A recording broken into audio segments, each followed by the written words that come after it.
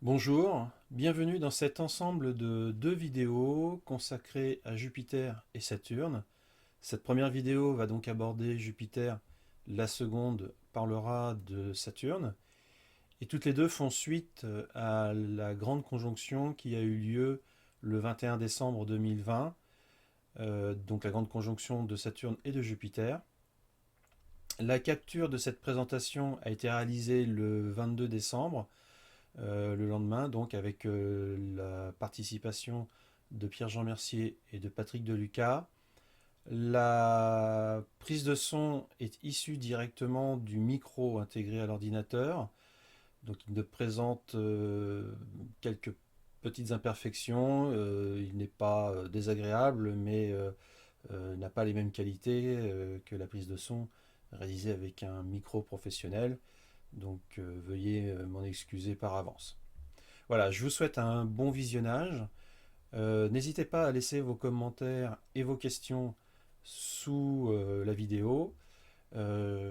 S'il y a des questions, je tâcherai d'y répondre ou de trouver la réponse auprès de mes collègues. Et puis s'il n'y a pas la réponse, c'est que soit je n'ai pas vu la question, soit je n'ai pas obtenu de réponse. Voilà. Quoi qu'il en soit, je vous remercie. Bon visionnage et à bientôt. C'est parti. Bon, eh bien alors bonjour, nous voilà sur cette vidéo pour faire suite au direct de dimanche. J'en profite à nouveau pour remercier tout le monde du soutien, de votre contribution, participation. On était nombreux et c'était pour une première fois très réussi. J'ai à nouveau la chance avec moi de réunir Patrick Deluca et Pierre-Jean Mercier pour vous présenter les planètes vedettes de cette conjonction, donc Jupiter et Saturne, dans une présentation qu'on va espérer pas trop longue, pas trop courte non plus, mais pas trop longue quand même. On va commencer dans l'ordre par Jupiter et puis ensuite Saturne. Juste rapidement, je présente donc Patrick, qui est membre de l'Observatoire. Depuis combien de temps, Patrick? Depuis 2002. Depuis 2002, donc 18 ans à peu près, quoi. C'est ça. Un peu plus. Tu as une spécialité, fonction un peu précise à la SAT Oui, j'ai une double responsabilité. Je suis responsable des relations avec l'université de Tours. Et puis d'autre part, je suis relais de Vigiciel pour la région Centre-Val de Loire. D'accord. Alors juste, je précise que Fripon Vigiciel, c'est deux entités, on va dire, séparées, mais qui sont, comment dire, complémentaires l'une de l'autre. Voilà.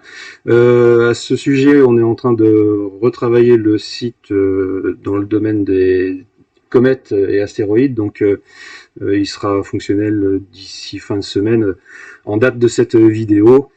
Voilà, vous pouvez venir sur notre site à partir de début d'année, il sera complètement fonctionnel et vous aurez plus d'explications sur le programme Fripon. C'est ce qu'on appelle de la science participative. Hein, le public peut participer, mais on va pas trop s'étendre là-dessus, c'est pas le sujet d'aujourd'hui. Pierre-Jean, présente-toi, tu es là depuis longtemps, toi? Oui, je peux dire depuis 1982-83, je crois. D'accord. Et puis je suis vice-président Ouais. de l'association. Voilà.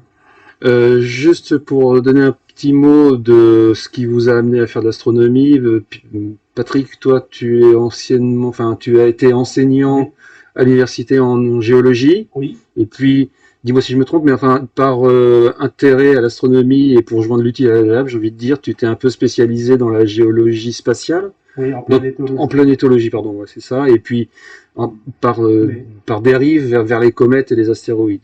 C'est ça un petit peu ça. Disons que pour Oui, pour complémentaire. les météoroïdes, Ouais. c'est. Je sais plus comment ça s'est passé, mais bon. C'est venu, quoi. C'est venu. D'accord. Et Enfin, donc, en fait, je suis venu à l'astronomie en réalité grâce à un livre de Tintin. D'accord, oui, mais non, mais tous les chemins sont bons. Alors par contre, juste en petit aparté, tu me dis si je me trompe, mais il me semble que dans On a marché sur la Lune, Hergé avait dessiné des montagnes Ah oui, pointues, c'est très ça? pointu. Oui. Ouais, et qu'en Ouais. fait, il n'y a aucune montagne pointue Non, sur... non, parce qu'il pleut, C'était les petits détails. il pleut des météorites en permanence et ça use les montagnes. Voilà, c'est un peu abrasif avec le Le temps. problème, c'est qu'il pleut depuis très longtemps sur Voilà, la c'est ça. Lune. Ok. Et donc Pierre-Jean, toi, tu as enseigné pour des étudiants après le bac Ouais, dans les sciences physiques, quoi, c'est ça? voilà, oui. Ok.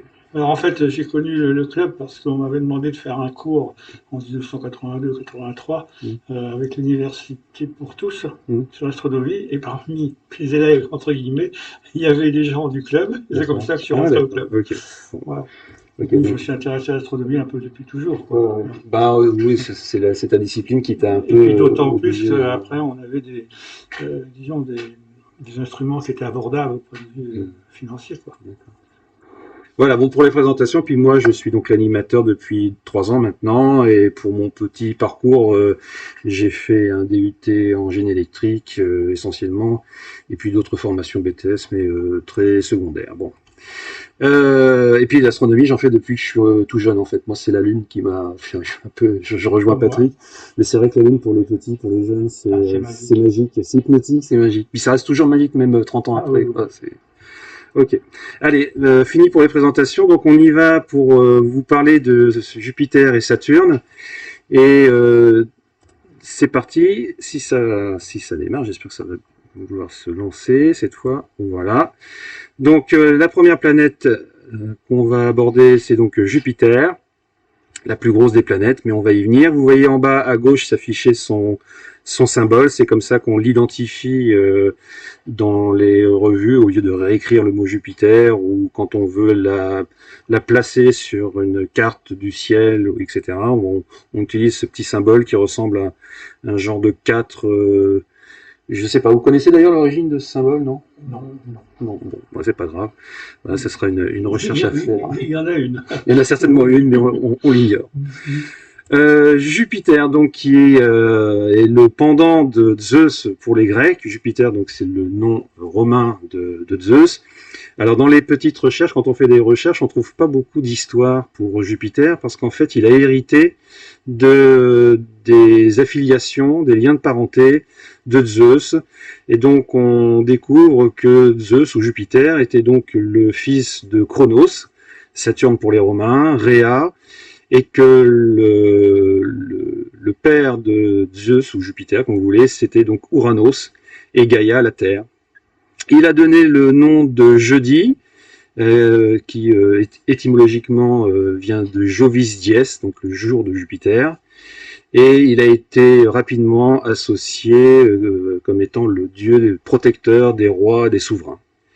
Et puis en dessous, une petite description rapide de ses principales fonctions. Alors, comme c'est une vidéo, vous aurez la possibilité de faire pause et de lire peut-être plus en détail certaines choses sur lesquelles on s'attardera peut-être pas, comme c'est le cas pour la petite description qui est en dessous, qui est tirée de Wikipédia. L'image de droite est une statue, je n'ai pas les proportions, j'ai essayé de les trouver, mais je les ai pas trouvées, de Jupiter au musée de l'Ermitage à Saint-Pétersbourg, c'est ça. Voilà. Ici une représentation de taille, par la taille de Jupiter par rapport à la Terre. Les petits ronds bleus représentent la Terre. Et vous voyez qu'il faut un peu plus de 11 terres alignées pour obtenir le diamètre équatorial. Donc le diamètre équatorial, on rappelle que c'est cette distance. Et un petit peu plus de 10 planètes Terre pour le diamètre polaire ici. Et quand on fait une petite soustraction, on s'aperçoit que la différence est assez grande, puisqu'il y a quasiment une Terre de différence. Et donc ça, c'est dû, Pierre-Jean, à la force centrifuge, c'est ça? Oui, c'est-à-dire que Jupiter tourne sur elle-même et donc ça a tendance à la déformer en l'allongeant au niveau de l'équateur. Voilà. Elle tourne pratiquement en 10 heures. Voilà, elle tourne déjà. Alors, il y a une diapo qui le montre un peu plus loin, mais effectivement, c'est une des planètes. C'est même d'ailleurs, je crois, la planète qui tourne le plus rapidement sur elle-même. Hein. Alors l'excentricité, pour dire la chose simplement, c'est l'aplatissement de l'orbite, on va dire, entre guillemets, c'est un terme qui convient. Hein, c'est l'aplatissement de l'orbite de Jupiter autour du Soleil, puisque effectivement les planètes ne décrivent pas des trajectoires circulaires autour du Soleil, aucune, ni d'ailleurs la Terre, même si elle s'en approche assez fortement, mais enfin c'est pas un cercle. Donc au plus près, alors quand on est près du Soleil pour un astre, on appelle ça le périastre. Pour la Terre, on appelle ça le périhélie. Et puis quand on en est au plus loin, c'est l'apoastre ou l'aphélie pour la Terre. Donc le périhélie pour Saturne, c'est donc cette petite distance entre guillemets qui représente ici presque 5 fois la distance Terre Soleil-Terre. Donc on est enfin, pour Jupiter. Oui, qu'est-ce que j'ai dit? Saturne. Oui, non, alors Jupiter, pardon. Qui est donc à peu près 5 fois plus éloigné de la Terre quand Jupiter est au plus proche du Soleil. Et puis, quand on en est un petit peu plus éloigné, elle est à peu près à 5,5 fois la distance Soleil-Terre. Voilà. Jupiter s'approche de l'aphélie. Et s'approche de l'aphélie, voilà. Ici, sur le diagramme de droite, vous avez le temps-lumière, c'est-à-dire que la lumière parcourt l'univers pendant 8 minutes, alors, donc en partant du Soleil avant d'arriver sur Terre, et doit encore parcourir près de 35 minutes pour arriver jusque sur Jupiter.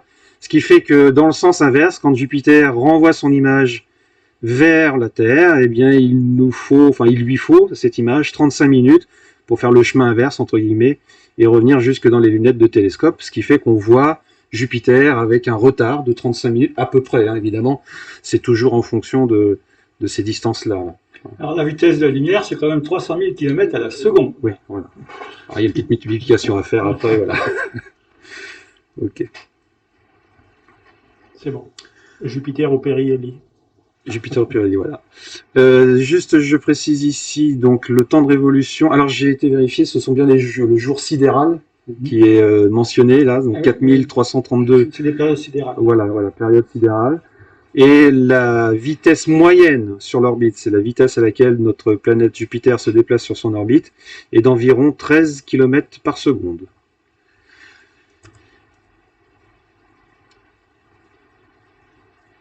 Ici, on a vu en coupe, on peut dire, une représentation de la position de Jupiter par rapport au plan de l'écliptique.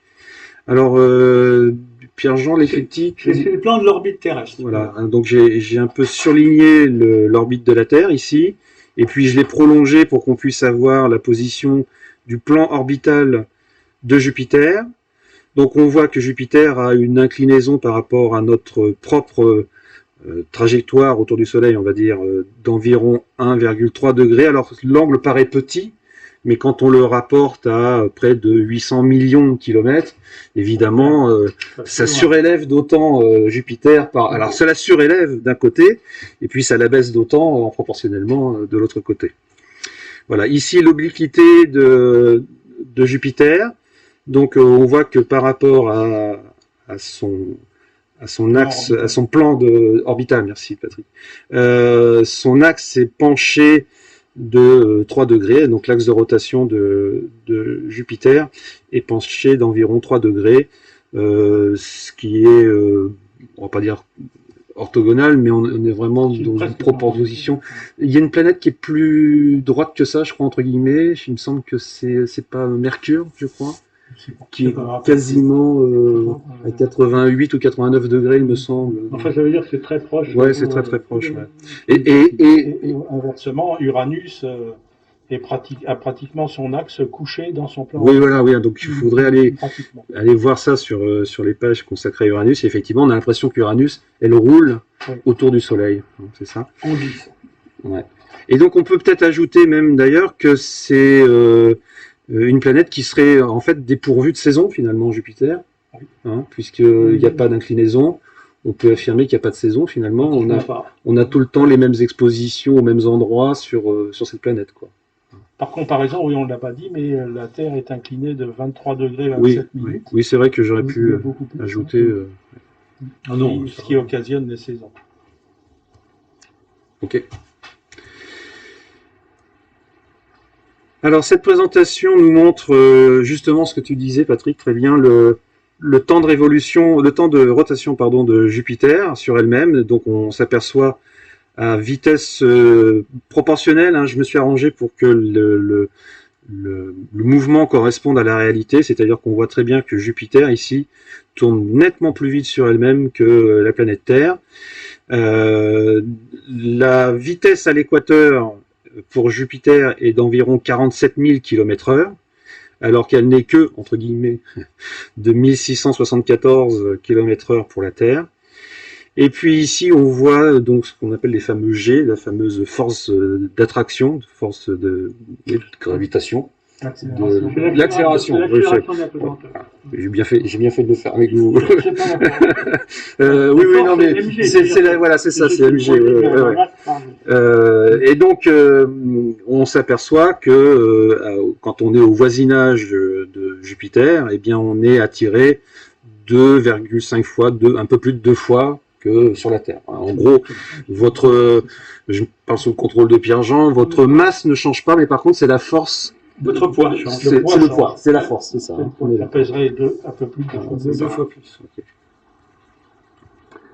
Okay. Pas grand-chose d'autre à ajouter là-dessus.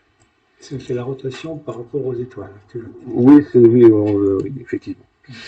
Alors ici, c'est ce qu'on appelle un GIF, donc une photo animée, qui montre 3 choses intéressantes. La première chose intéressante, c'est que on peut constater que sur Jupiter, les nuages sont organisés sous forme de bandes nuageuses, et qu'en plus ces bandes nuageuses, d'une part, ne vont pas toutes à la même vitesse, et que d'autre part, certaines ne vont pas dans le même sens que les autres. C'est symbolisé et représenté par ces petites flèches que vous avez sur la gauche ici.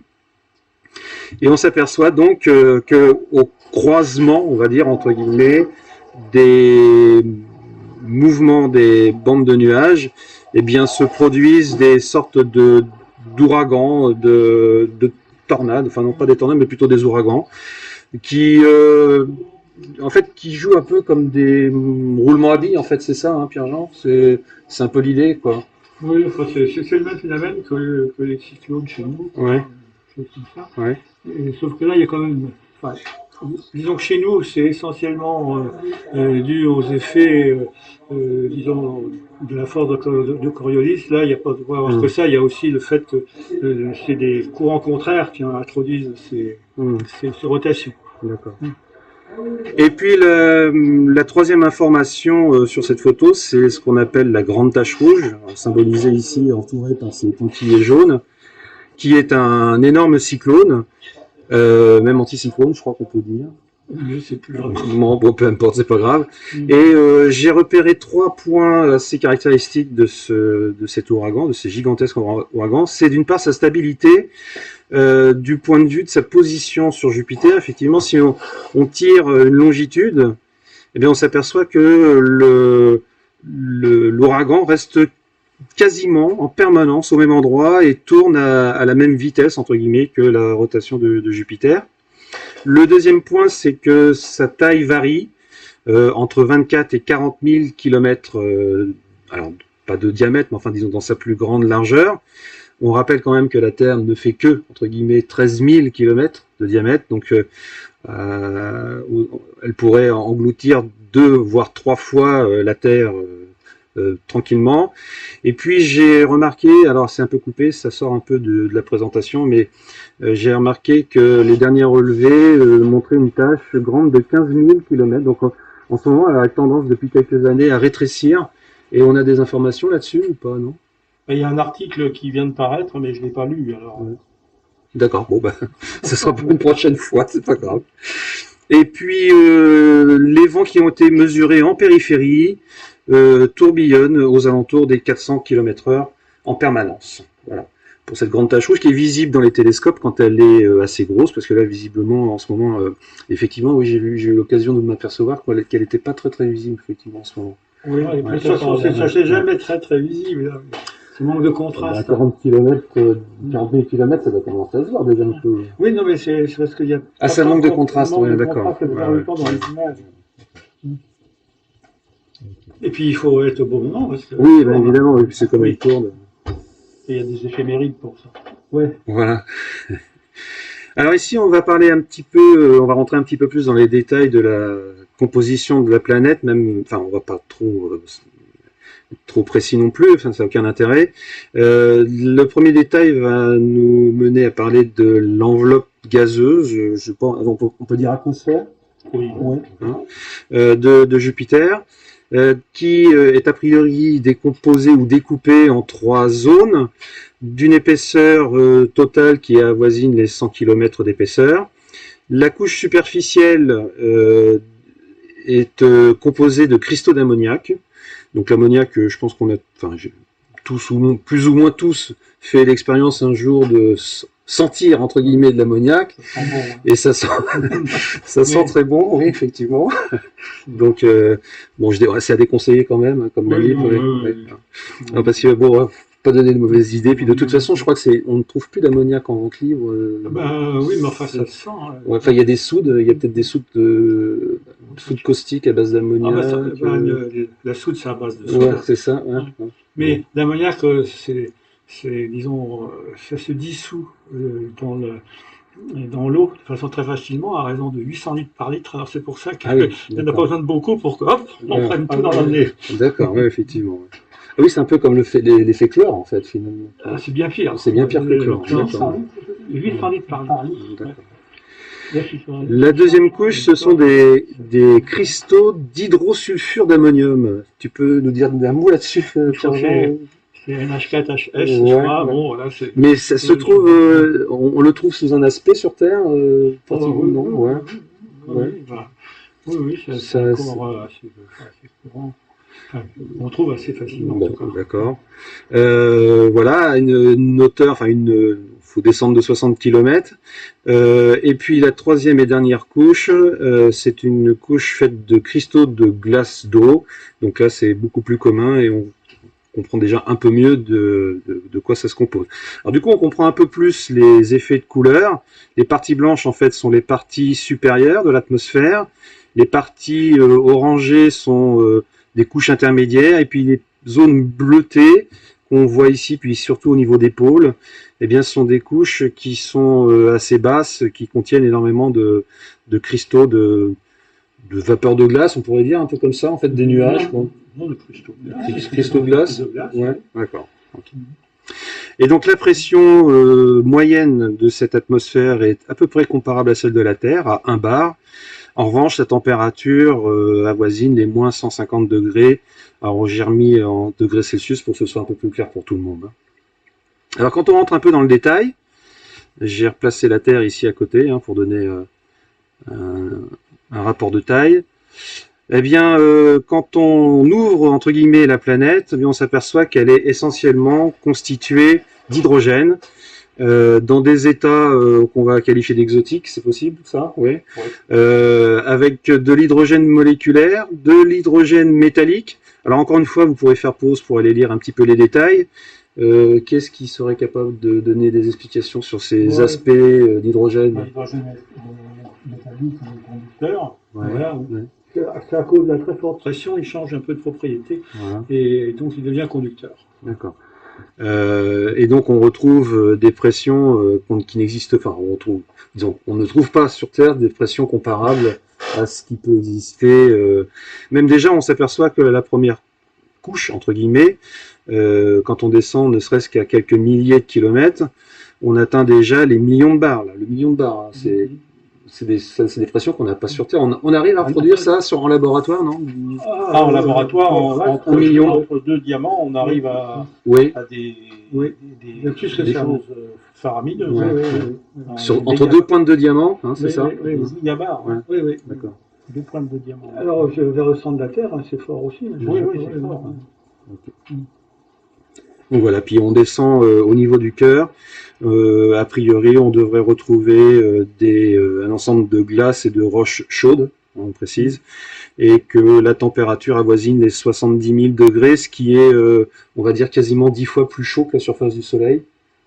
Hein, c'est à peu près ça. Ça peut être dans cet ordre-là. Ouais, même un peu plus, voilà. Mais beaucoup moins chaud que l'intérieur du Soleil. Mais beaucoup, oui, c'est pour ça que j'ai précisé extérieur du Soleil. Oui, oui. L'intérieur du Soleil, c'est plutôt 13 millions de degrés. Oui. Est-ce que c'est pour cette raison qu'on peut dire également que Jupiter rayonne plus d'énergie qu'elle n'en reçoit du Soleil? Je ne sais pas quel est le bilan pour Jupiter. Je ne sais pas. Non plus. Oui. Parce que elle Ça, change. je sais que c'est vrai pour Saturne. Ouais. Pour Jupiter, je ne sais pas. Ouais. Je sais pas. Alors, il me semblait avoir lu quelque chose comme ça là-dessus, Ouais. mais parce que sa taille, elle diminue. Dans les longueurs d'onde radio. Ouais. Oui. Dans le visible, évidemment. Ouais. Un peu dans tout le domaine. Hein. Mais c'est peut-être vrai. Alors ici, maintenant, on rentre dans la partie qui va nous parler des petits compagnons de Jupiter, ses satellites. Donc 79 satellites confirmés. J'avais l'habitude, moi, de dire, il y a encore pas si longtemps, 65. Mais visiblement, ça change tout le temps. on a revu la population à la hausse. C'est un peu la démographie, c'est ça, voilà. Ce que cette image nous montre, en fait, c'est que la population des satellites de Jupiter s'étend sur une distance qui commence assez proche, finalement, de 128 000 km de diamètre, avec un petit satellite, enfin petit, entre guillemets, satellite mais métis, qui a des proportions, alors qui sont absolument pas, c'est un satellite qui est absolument pas sphérique, voilà, 60 par 40 par 34. Et vous voyez que sa révolution se fait en 7 heures. Alors ça, c'est évidemment lié à la loi de la gravitation, à la masse de Jupiter, qui nous explique que si on veut rester en équilibre, en orbite autour de Jupiter, quand on est si proche de Jupiter, il faut aller très très très vite. C'est ça. Il faut préciser que Jupiter a des anneaux, hein, comme. Oui, c'est vrai. Oui. Alors ça, c'est vrai que ils ne sont pas visibles depuis la Terre, de même que Uranus et Neptune. Oui, en fait, les 4 planètes gazeuses possèdent toutes des anneaux. Il n'y a que Jupiter, Saturne, pour lesquels on arrive à les voir depuis la Terre. En fait. Il faut être au voisinage de ces planètes, finalement, pour pouvoir les observer. On pourrait prendre une comparaison du genre, les anneaux de Jupiter sont si fins que ça correspondrait à un cheveu qu'on mettrait autour d'une pastèque, un truc comme ça. Dans cette image-là, ça serait cohérent. Si c'est comme les anneaux de Saturne, qui font 10 mètres d'épaisseur en moyenne, c'est nettement moins. Ça sera encore moins que le cheveu. Non, mais c'est pour qu'on puisse comprendre pourquoi on les voit pas depuis la Terre. C'est vraiment très très très fin. Il faut vraiment être avec des satellites autour de Jupiter. Oui, ils sont très dilués aussi. Il n'y a pas beaucoup de matière. Oui, voilà, d'accord. Alors ici, avec les petits pointillés rouges, j'ai voulu représenter l'endroit où circulerait la Lune si elle devait tourner autour, notre Lune à nous, autour de Jupiter. Elle serait vraiment dans la dans la périphérie très interne de Jupiter. Elle serait quasiment dans les premières lunes à tourner. Et puis, au plus loin, à environ 30 millions de kilomètres, eh bien, on trouve encore un petit satellite d'environ 2 kilomètres. Alors, ce sont des noms. Alors, un jour, un jeune m'a dit, mais on dirait des numéros de plaque d'immatriculation. C'est vrai, c'est pas totalement faux. C'est assez, entre guillemets, assez simple à comprendre. S pour satellite, 2003 c'est pour l'année, J c'est pour Jupiter, et 2, si je dis pas de bêtises, c'est que c'est le deuxième satellite qu'on a trouvé en 2003 à côté de Jupiter. Hein, c'est la description. C'est assez classique. Ouais, voilà. Et la différence, vous voyez, c'est que lui a besoin de 7 heures pour faire le tour complet de Jupiter, et que ce satellite, lui, en revanche, a besoin de 983 jours. Donc on est quasiment à 3 ans et quelques pour faire le tour. Voilà. Donc encore une fois, ce sont les lois de Kepler, la gravitation qui expliquent tout ça. Rapidement, on voit vite fait les 4 gros satellites dits galiléens, avec dans l'ordre d'éloignement. Alors c'est pareil, je les ai un peu collés proches de Jupiter pour donner un ordre d'idée de leur proximité. Ils sont finalement assez proches de Jupiter, ces 4 gros satellites dits galiléens, puisque c'est Galilée qui les a découverts en janvier 1610, comme je le marque là. J'ai remis ici en rappel la taille. Alors j'ai essayé de faire correspondre les bonnes tailles pour notre Lune et les 4 grosses lunes de Jupiter. Ici nous avons Io, qu'on va détailler un petit peu après. Europe, Ganymède, qui est donc le plus gros satellite du système solaire, et Callisto, qui ne démérite pas non plus, qui doit faire partie des trois plus gros, avec Titan, qu'on verra aussi avec Saturne. Voilà. Alors, encore une fois, vous faites pause si vous voulez pouvoir lire tous les chiffres qui y sont indiqués ici.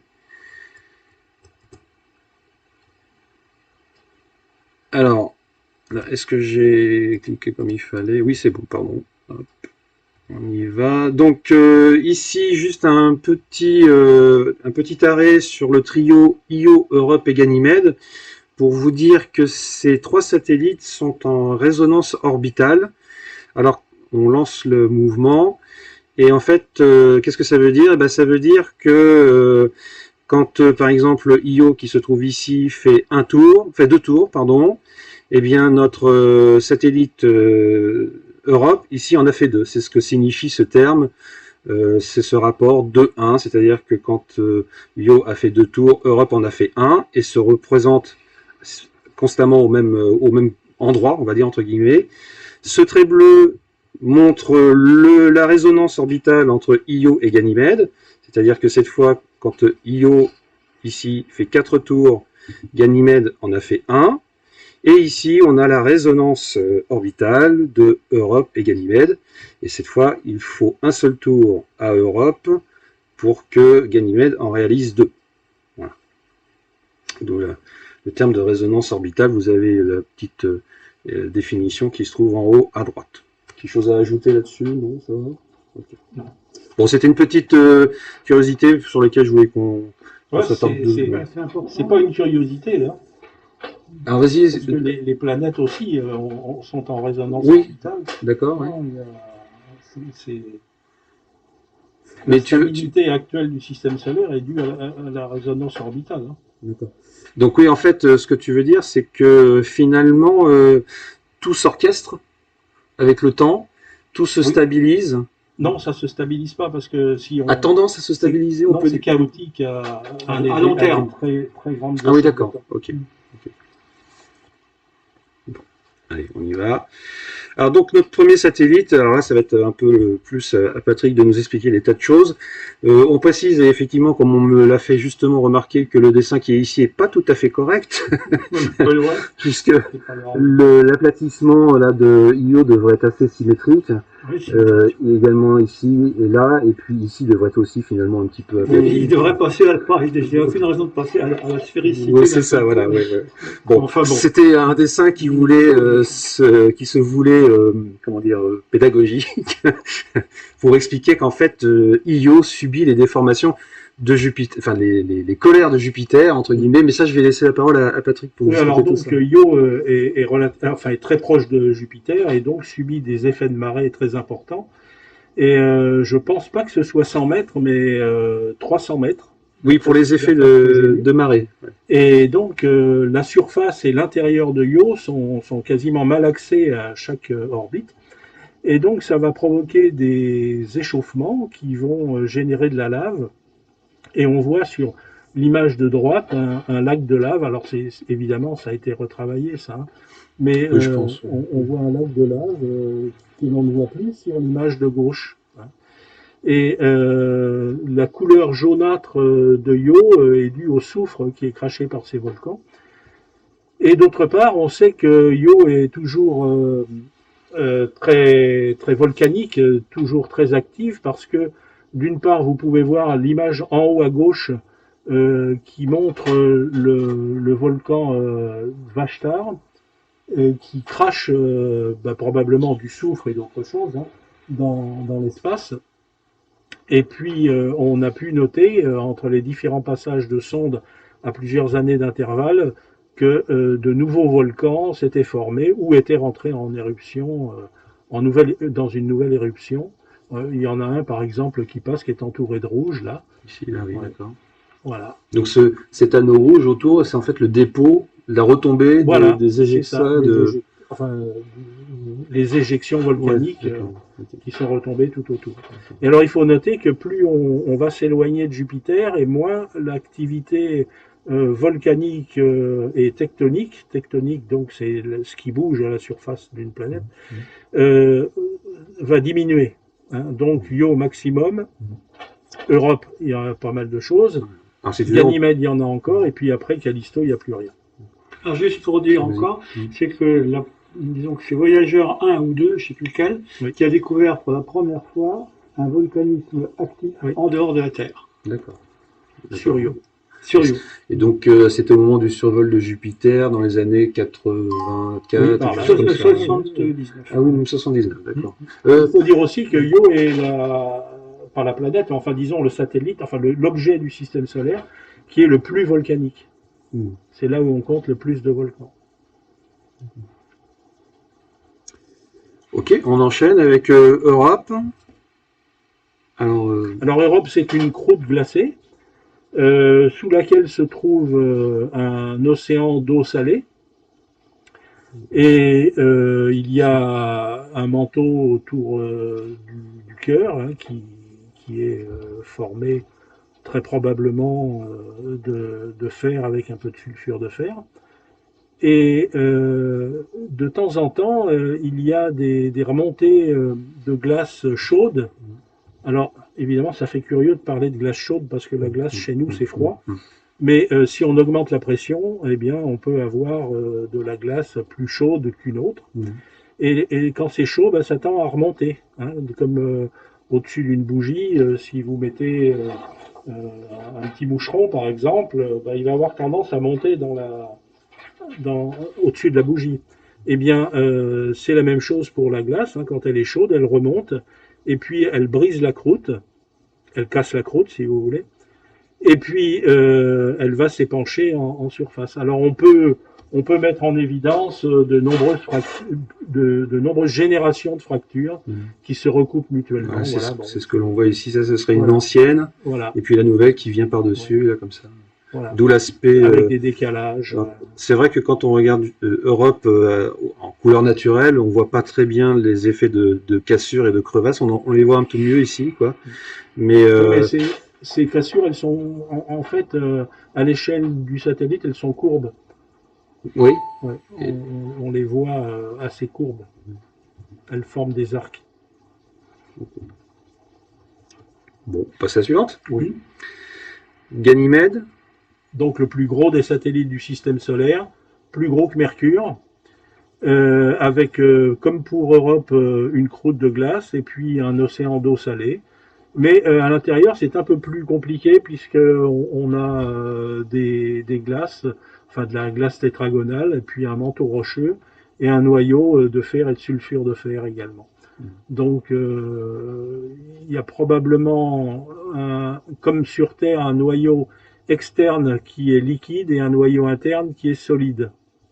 Alors il faut savoir que pour les objets dans le système solaire qui possèdent un magnétisme, et c'est le cas d'Europe, c'est le cas également de Ganymède, eh bien, il y a du liquide, et ce liquide, c'est soit le noyau de fer liquide, soit l'océan. Hein. Et pour Europe, on est à peu près sûr qu'il n'y a pas de noyau liquide, et donc c'est une preuve de l'existence de cet océan qui se trouve sous la croûte. Alors sur Ganymède, il y a eu une sorte de tectonique des plaques, c'est-à-dire que les grosses taches noires que vous pouvez voir en haut à droite, qui sont recouvertes de très nombreux cratères, eh bien, se sont cassées et ont dérivé. Et il y a de la glace un peu plus jeune qui est montée des profondeurs et qui a cicatrisé en fait l'espace. Oui, là, ça se voit bien. Sur Terre, disons que les continents sont granitiques, ils se séparent, et puis c'est de la lave qui monte, hein, c'est des basaltes, alors que ici, sur Ganymède, c'est de la glace. Mais c'est le même phénomène. Alors, on pourrait dire aussi que c'est un peu bizarre d'avoir de la glace en surface, et puis après de l'eau, et ensuite de la glace.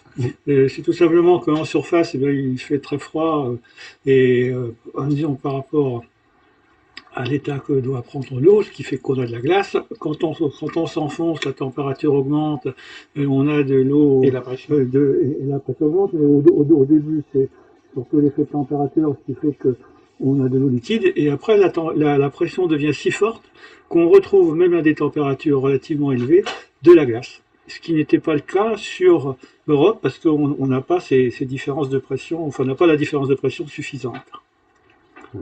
Ben, j'aurais pas mieux dit. Merci. Un petit mot sur Callisto.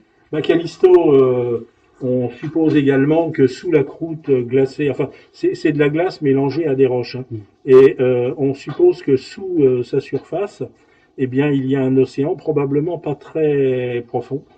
Et d'autre part, il n'y a pas d'activité tectonique, et sa surface est complètement recouverte de cratères. Elle est saturée en cratères. Oui, c'est ça, c'est ce qu'on appelle la saturation, c'est-à-dire qu'il n'y a plus un endroit où on ne trouve pas On a du mal, un impact. voilà, sur les images très rapprochées, il y a des cratères à touche-touche. D'ailleurs, ça. Et Oui. donc, c'est l'éloignement de Callisto qui fait que les effets de marée sont nettement moindres et qu'il y a moins d'énergie à l'intérieur du satellite et donc pas de tectonique des plaques, pas de cryovolcanisme, c'est-à-dire pas de volcan qui crache de la glace, il n'y a plus rien. Alors on voit quand même qu'il y a eu un magnifique impact. Ouais, À un moment où la surface devait être assez molle, puisque ça a fait toute une série de vagues. C'est pas qu'elle était molle, c'est qu'elle était moins épaisse. Ou moins épaisse. Plus la croûte est mince, et plus les cercles qui se forment lors d'un impact sont nombreux autour du point d'impact. Et parce que à cette époque-là, en dessous, sous cette couche de glace, c'était quelque chose de liquide ou de mou, en fait, et que ça, par effet d'onde, ça a fracturé, et ça a fait ces vagues. Non, c'est juste que la croûte était moins épaisse qu'elle n'est maintenant. Okay. Et que l'objet était gros aussi. Oui, certainement, oui. Ouais. Ah oui, parce qu'il y en a qu'un qui est comme ça, hein, au niveau de Callisto. Oui. Et puis on va finir avec pour Jupiter, avec les satellites enfin les sondes pardon, qui étaient en survol, c'est-à-dire qu'ils n'ont fait que survoler Jupiter pour aller poursuivre leur chemin.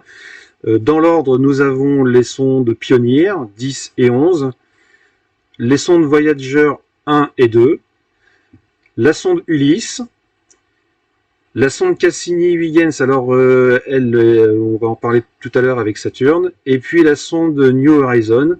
Alors rapidement, Pioneer 10 et 11, leur mission c'était quoi? Vous vous en souvenez ou non? Moi, c'était d'observer les planètes et puis l'espace interstellaire. Faire un premier bilan, on va dire, entre guillemets, de l'état du système solaire. Voyager, c'était en fait, ils avaient appelé ça le grand tour. Il fallait passer par toutes les planètes. Mais en fait, ils ne l'ont pas fait. Et, enfin, ils ont raté. Enfin, ils n'ont pas raté, mais ils n'ont pas pu aller voir Pluton. ce qui tombe bien, puisque ça n'est plus une planète. Oui, oui. Mais de toute façon, ça n'était pas prévu, Pluton. Voilà. Mais alors, ce qu'il faut, Ulysse, c'est une sonde qui ne s'est pas mise en orbite autour de Jupiter. La seule qui soit mise en orbite, et comme New Horizons, qui est passé à côté, et la seule qui soit mise en orbite autour de Jupiter, c'était Cassini-Huygens. Cassini-Huygens s'est mis en orbite. Non, Cassini-Huygens, excusez-moi. Non, c'est mis autour de Saturne. C'est une sonde qui est passée. Mais c'est la sonde Galileo, c'est pas.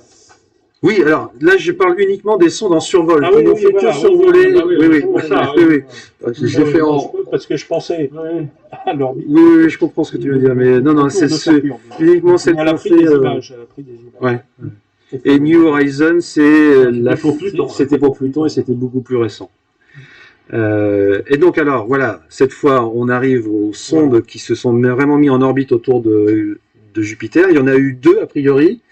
Galileo, dans un premier temps, qui a été une des premières, d'ailleurs même la première à se mettre en orbite autour de Jupiter et qui a été, qui a donné moisson d'informations.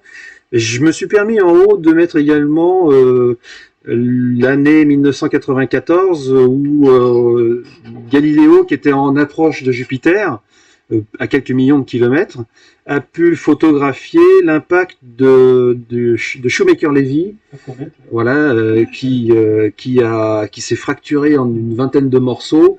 Donc il faudra aller voir cette animation sur Internet. Mais l'image que l'on voit ici, en fait, c'est à intervalles de temps, l'impact de l'un des plus gros morceaux de Shoemaker-Levy qui a créé une explosion. Et je ne sais pas si on réalise bien la taille de l'explosion, mais on a quasiment la taille de la Terre là en explosion, quoi, hein. Donc là, on a un peu tremblé ce jour-là, en se disant merci Jupiter, parce que Ah oui, ça, Jupiter nous protège de c'est Jupiter ne protégeait pas que les Romains, il protège véritablement. Enfin, on parle de la planète là, mais c'est un genre de bouclier magnétique finalement cette planète, quoi, Enfin, qui est gravitationnel. pardon, tout à fait, pardon. On ne trouve pas comme un aimant. Oui, non, mais oui, pardon, oui, c'est quelle erreur. Oui, c'est un bouclier, quoi. C'est grâce à Jupiter. Alors, il faut remarquer que l'impact sur Jupiter, ça s'est vu, ça faisait des espèces de gros nuages, et puis ces nuages se sont allongés, et finalement, ça a fait une bande supplémentaire. Oui. Qui a fini par disparaître assez rapidement, mais ça a fait jusqu'à faire une bande qui était visible. Ça, c'est visible. Et puis, la dernière sonde qui est toujours en activité, il me semble, c'est Juno, voilà, qui va améliorer découvrir peut-être d'autres informations, puis améliorer les niveaux de connaissances actuels de Jupiter. Alors, comme la mission est en cours et que la NASA fait un peu de la rétention d'informations, non, pas trop quand même. Ils font non. pas de rétention d'informations. C'est-à-dire qu'on trouve pas beaucoup d'informations sur les résultats pour l'instant de Juno, même si je sais qu'il fait toujours un peu de temps. Il y en a qui sont publiés, mais bon, en fait, ils publient. C'est pas intéressant pour le grand public. Il faut attendre des résultats très très importants pour que ce soit dans le grand public. Voilà. D'accord. Bon. Et quand la mission sera terminée, il y aura un bilan. C'est prévu pour genre 2021 ou 22, je crois, il me semble, la fin de mission pour Juno. Bah, je vois 2021 là. Ah bah c'est ce que j'ai dit. D'accord, ok. Il suffit que je me rappelle. Et puis on est bon. Voilà, et je crois qu'on finit avec des superbes photos de prises par Juno justement, qui montrent un peu justement ce qu'on disait au moment de l'atmosphère, enfin de l'explication de l'atmosphère. On voit donc ces couches là, donc le soleil viendrait la lumière du soleil viendrait de cette direction là, et on voit là ici l'ombre portée du nuage supérieur là comme ça, en effet d'escalier, et puis l'arrondi qu'on peut peut-être retrouver là ici là voilà, et puis on descend au fur et à mesure pour donner un effet de profondeur. Puis surtout ce qui est assez remarquable, c'est le niveau de détail ici de ces nuages là. Une autre photo, voilà, qui montre encore un peu mieux les effets de profondeur. Voilà, ici aussi les nuages là, comme ça. Donc c'est assez remarquable comme photo. Ouais. Oui, je m'aventure pas à expliquer tout ça. Moi, je montre simplement l'aspect artistique. Il y a certainement de l'information à retirer tout ça, mais là, je ne suis pas capable de ça. Non, mais d'un point de vue artistique, c'est intéressant. Ouais. On voit ce petit nuage en haut, là, ça a attiré mon œil, là, ce petit nuage avec son ombre portée, là, ici, comme ça, là, c'est amusant. On dirait une galaxie. Et on dirait une galaxie, ouais, c'est vrai. Ça fait mignon. Mais c'est vrai que, au final, si on ne sait pas d'où provient la photo, on pourrait imaginer une nébuleuse. Du gaz interstellaire. Ouais, c'est ça.